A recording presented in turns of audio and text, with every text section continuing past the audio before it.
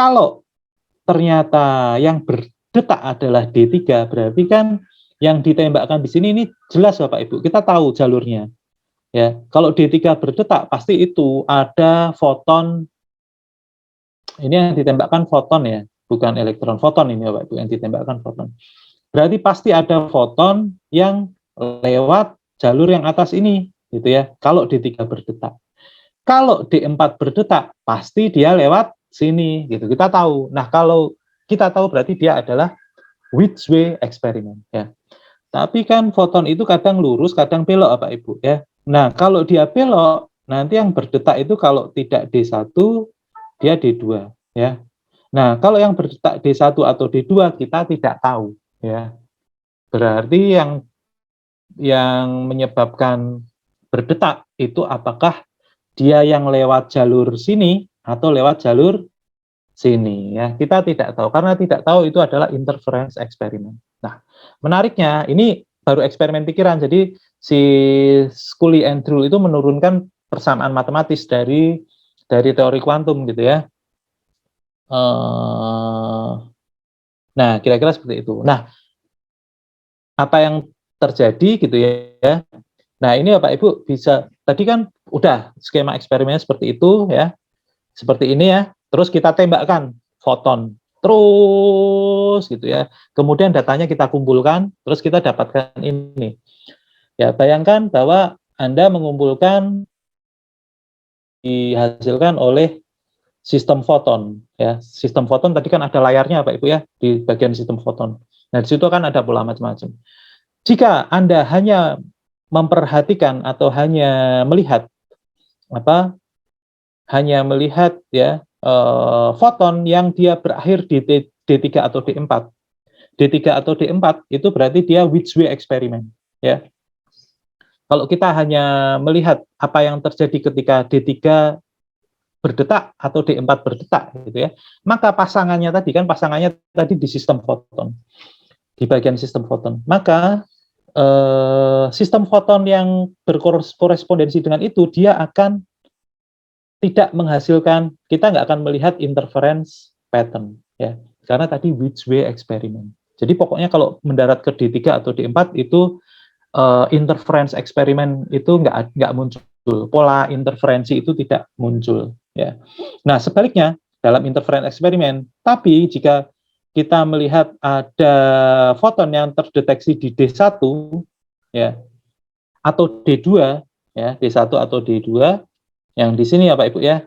Nah, kalau di sini kita udah kehilangan jejak. Oh, dia lewat mana? Kita nggak tahu nih. Dia sembunyi itu. Wah, pokoknya tiba-tiba sampai D1 atau D2. Nah, itu adalah interference eksperimen. Nah, foton sistem yang berkorelasi dengan itu dia akan menghasilkan at the photographic plate there's no way to tell whether the corresponding system photon came from the left or the right gitu ya, kita nggak tahu jalannya.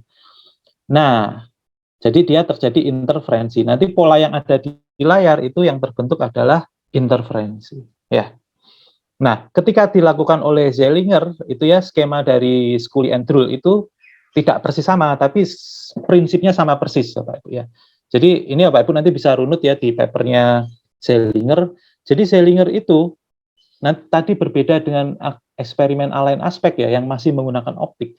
Jadi Zellinger itu memasang dua sistem itu, environment system dan environment photon dan sistem foton itu di jarak yang sangat jauh, yaitu 144 km jauhnya. Dan nanti foton itu ditembakkan betul-betul ya, berarti ada noise dan sebagainya gitu ya. Itu problem teknisnya sangat besar gitu. Nah, waktu itu saya ketika mendiskusikan ini dengan teman, ada yang tanya, loh itu kan buminya melengkung, kalau 144 km berarti fotonya udah bisa ngikutin lengkungan bumi gitu. Saya bingung juga. Oh iya ya, harus ngitung lengkungan bumi juga. Ternyata saintisnya lebih pintar ya Pak Ibu. Ternyata ini dilakukan di pegunungan. Jadi tetap bisa line of sight, bisa lurus gitu ya. Nah, nanti di satu sisi ini nanti Bapak Ibu bisa lihat di sini ada kayak radar itu penangkap cahayanya itu teleskop, tapi teleskopnya teleskop reflektor itu ya, yang seperti radar itu sangat besar. Jadi biasanya alat itu digunakan untuk untuk penelitian ruang angkasa, tapi ini digunakan untuk mendeteksi foton dari satu titik ke titik yang lain. Sama, jadi ada sistem foton, ini ya sistem fotonnya yang sebelah sini ya Pak Ibu. Ini sistem foton, pembangkit fotonnya ini ya. Jadi dia nanti membangkitkan dua foton ya yang saling berentanglement.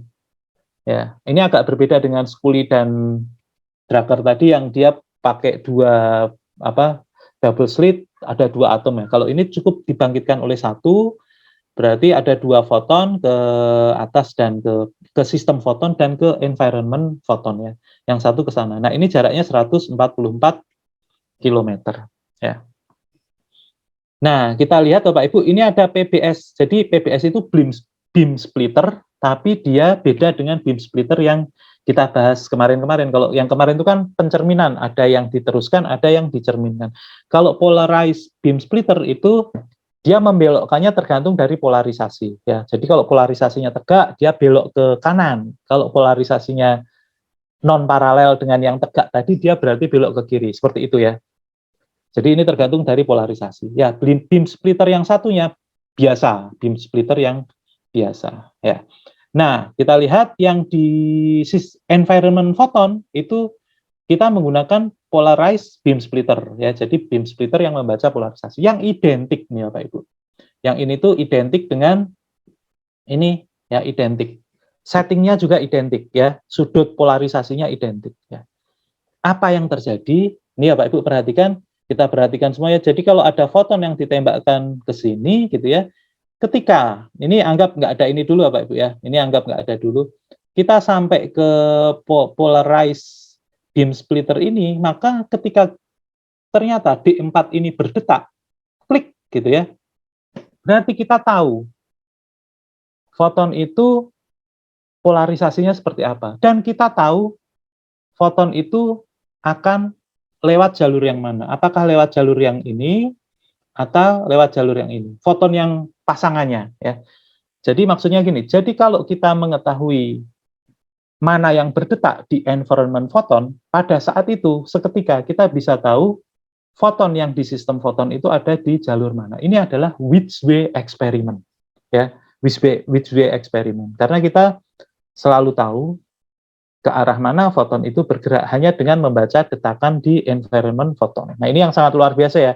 Fenomena entanglement itu ternyata apa yang terjadi di sana itu bisa berkorelasi dengan apa yang terjadi di tempat lain gitu ya.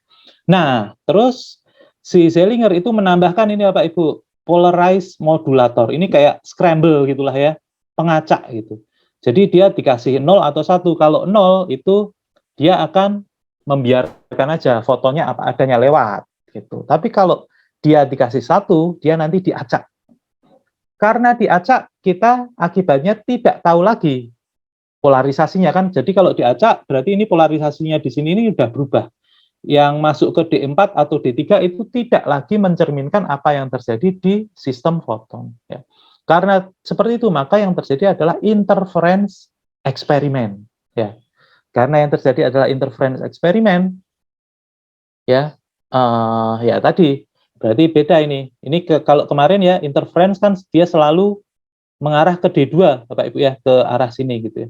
Kalau which way eksperimen itu nanti sebagian ada yang ke sana, ada yang ke sini ya, yang percobaan yang lama. Jadi ini skema Mach-Zehnder-nya tetap dengan cara berpikir yang sama ya. Jadi kalau di environment foton itu informasinya kita, nah ini disebut erasernya. Informasinya itu kita hapus gitu ya. Tadinya kan kita punya informasi polarisasi gitu ya, hapus saja. Kalau informasinya kita hapus, maka yang terjadi di sini itu ini scrambler ya, scrambler atau erasernya gitu ya.